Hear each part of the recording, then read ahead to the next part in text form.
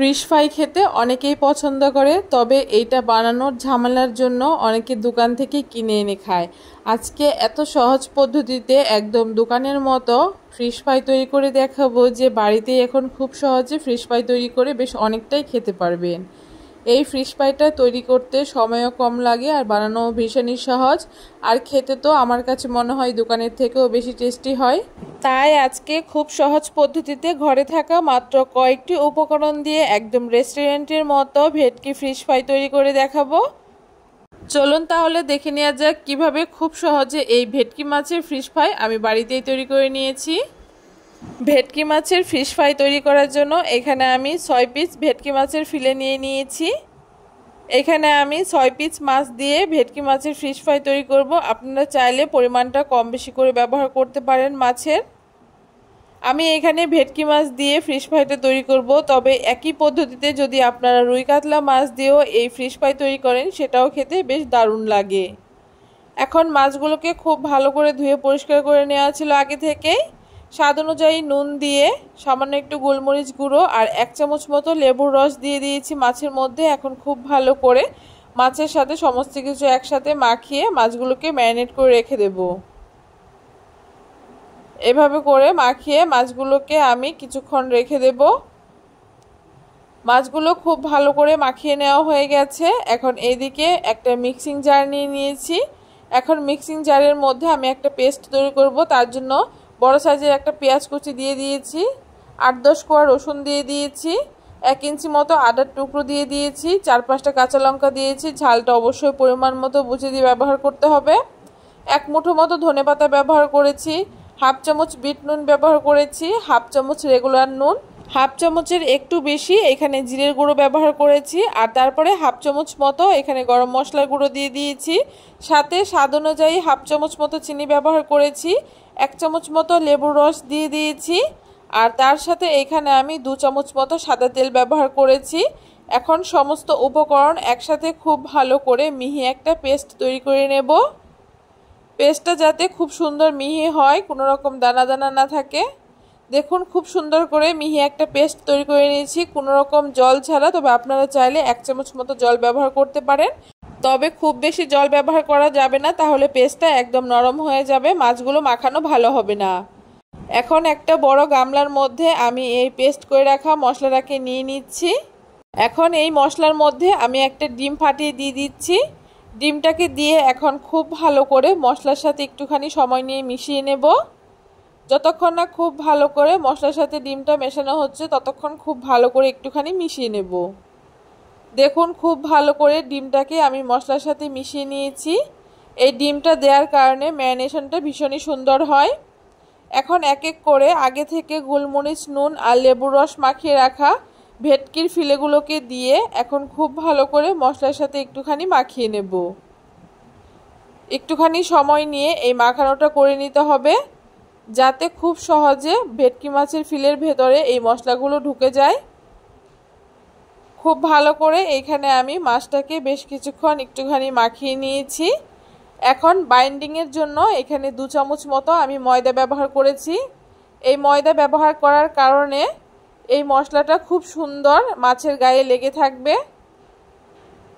ময়দাটাকে দিয়ে এখানে খুব ভালো করে এখন আমি মাছটাকে আবারও মাখিয়ে নিচ্ছি। তবে আপনারা চাইলে ময়দার পরিবর্তে কর্নফ্লাওয়ারও ব্যবহার করতে পারেন।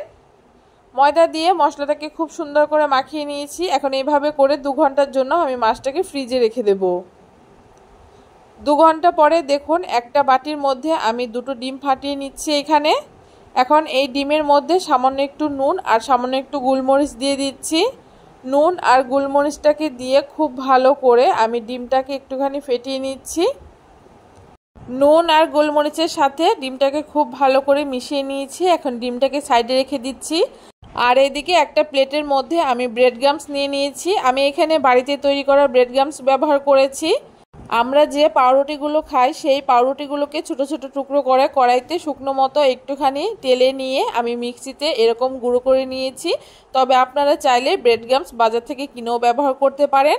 এখন মাছগুলোকে আমি ফিশ ফ্রাই শেপ দেওয়ার জন্য মশলা মাখানো একটা মাছ প্রথমে তুলে নিয়ে ডিমের মধ্যে দুপাশ একটুখানি গড়িয়ে নিয়েছি আর তারপরে ব্রেড গামসের উপরে দিয়ে হাত দিয়ে খুব ভালো করে এরকম চেপে চেপে ব্রেড গামস লাগিয়ে নিচ্ছি।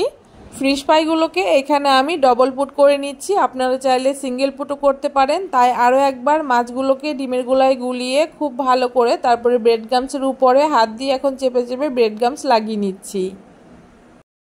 এই কাজটা অবশ্যই দুটো হাত ব্যবহার করে করতে হবে, একটা হাতে খুব ভালো হবে না। খুব ভালো করে ব্রেড গামস লাগিয়ে নিয়েছি। এখন ফিশ ফ্রাইগুলোকে খুব সুন্দর একটা শেপ দেওয়ার জন্য একটা ছুরির সাহায্যে এইরকম সাইডগুলো একটুখানি চেপে চেপে দেব, তাহলেই দেখবেন খুব সুন্দর চারকোনা হয়ে গেছে আর ফিশ ফ্রাইগুলোকে দেখতেও বেশ ভালো লাগছে। দেখুন খুব সুন্দর চেপে চেপে আমি ফিশ ফ্রাইগুলোকে খুব সুন্দর একটা শেপ দিয়ে দিয়েছি।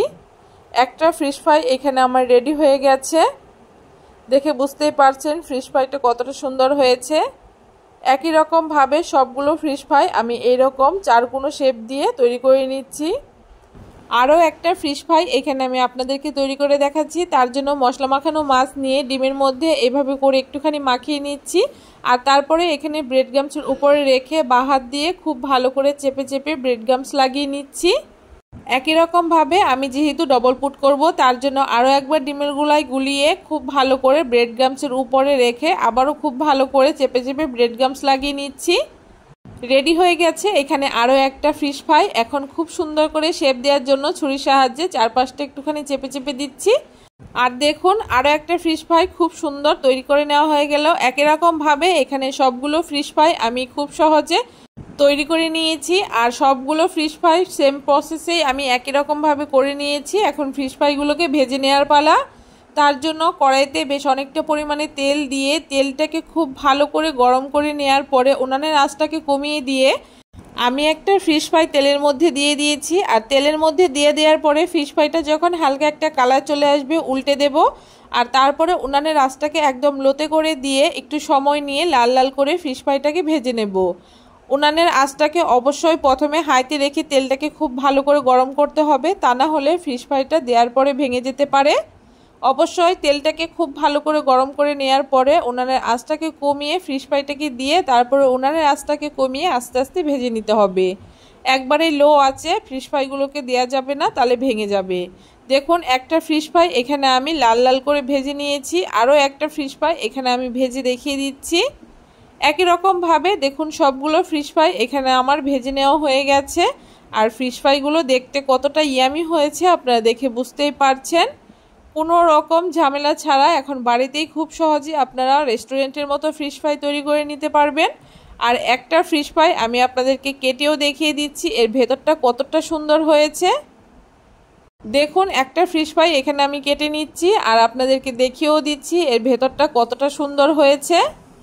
এইভাবে করে অবশ্যই বাড়িতে একবার ভেটকি মাছের ফিশ ফ্রাই তৈরি করে খেয়ে দেখবেন আর রেস্টুরেন্টে যেতে ইচ্ছেই করবে না, এখন থেকে বাড়িতেই তৈরি করে নিতে পারবেন খুব সহজে। ফিশ ফ্রাইয়ের উপরটা দেখতেই পাচ্ছেন কতটা ক্রিস্পি হয়েছে আর ভেতরটাও হয়েছে একদম জুসি। মাছটাও ভীষণ সুন্দর সেদ্ধ হয়েছে। কেমন লাগলো আজকে খুব সহজ পদ্ধতিতে একদম ঘরোয়া উপকরণ দিয়ে রেস্টুরেন্টের মতো ভেটকি মাছের ফিশ ফ্রাইয়ের রেসিপি জানাতে ভুলবেন না। ভিডিওটা ভালো লাগলে অবশ্যই সবার সাথে শেয়ার করে দেবেন আর আমার চ্যানেলে নতুন বন্ধু থাকলে অবশ্যই চ্যানেলটাকে সাবস্ক্রাইব করে দেবেন।